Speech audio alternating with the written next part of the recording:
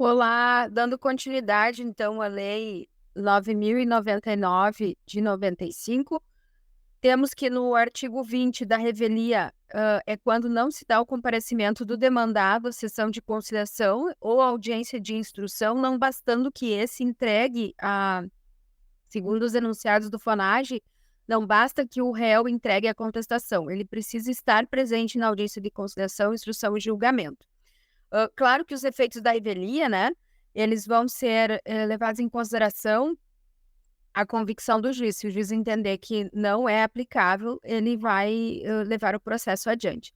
Sobre a conciliação e o juízo arbitral, é uma parte da arbitragem que se encontra dentro da Lei 9.099 de 95, quando o juiz togado ou o juiz leigo pode estar esclarecendo as partes sobre as vantagens da conciliação, nomeando, então, aí, né, orientando a conciliação e tentando efetivar, sendo que quando se obtém essa conciliação, essa é reduzida a termo, homologada pelo juiz togado, então, mediante sentença.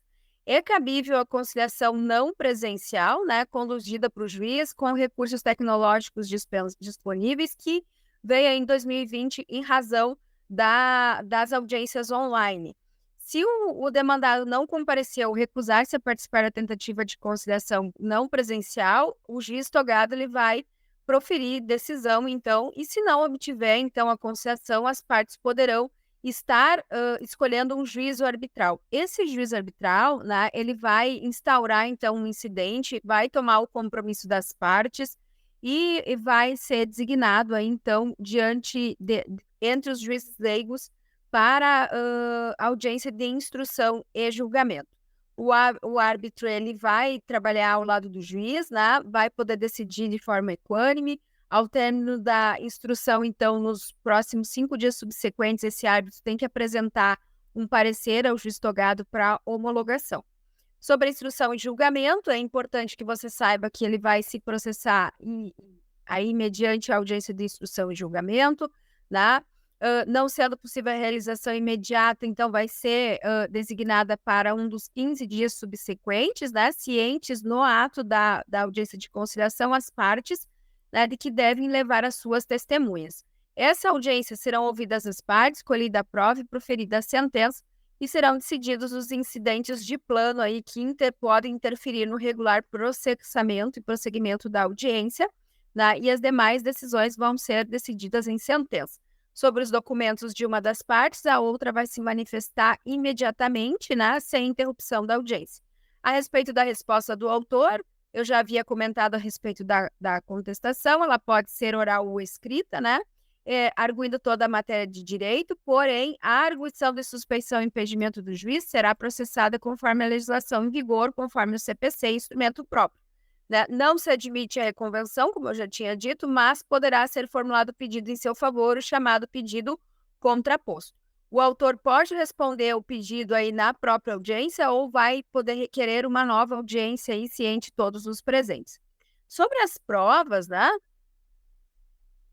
Podem, então, ser utilizados todos os meios de prova admitidos em direito, né? E podem ser, então, analisados para a veracidade dos fatos. Todas as provas vão ser produzidas na audiência de instrução e julgamento, né? Ao máximo de ao máximo de 3 para cada parte, né? Que compõe aí a audiência de instrução independente de intimação. Quando houver a necessidade de intimação, deve ser, então, o rol depositado no mínimo 5 dias antes da audiência.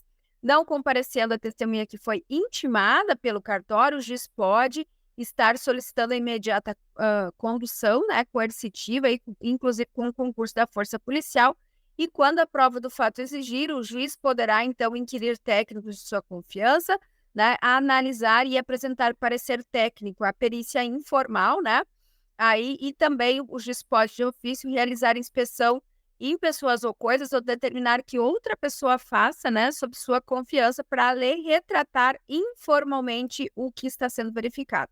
A prova oral não será reduzida a escrito, salvo aqueles informes trazidos nos depoimentos como essencial, e o juiz poderá, então, a instrução poderá ser dirigida tanto por juiz leigo quanto por juiz togado. Por fim, a sentença menciona a convicção do juiz, o breve resumo dos fatos, né? que ocorreram na audiência e é dispensado o relatório.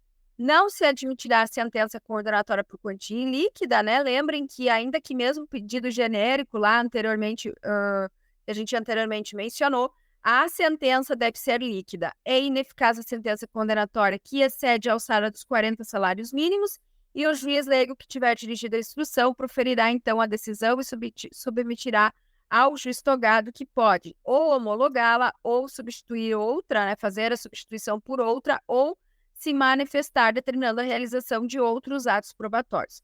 Da sentença, né, executada a homologatória de conciliação, cabe recurso inominado para o próprio juizado. O recurso, então, vai ser julgado por uma turma composta por 3 juízes leigos no primeiro grau de jurisdição, e no recurso a partes serão obrigatoriamente, como eu falei anteriormente, representadas por advogado. O prazo é de 10 dias contados da ciência da sentença por petição escrita, a qual constarão, então, as razões aí, né, do recorrente.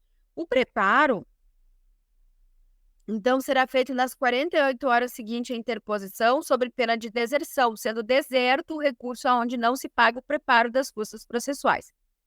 Após, então, o preparo, a secretaria intima o recorrido para oferecer também no prazo de 10 dias as contrarrazões do recurso inominado, né? O recurso terá o efeito devolutivo, porém poderá dar-lhe efeito suspensivo quando houver dano irreparável à parte, conforme as alegações.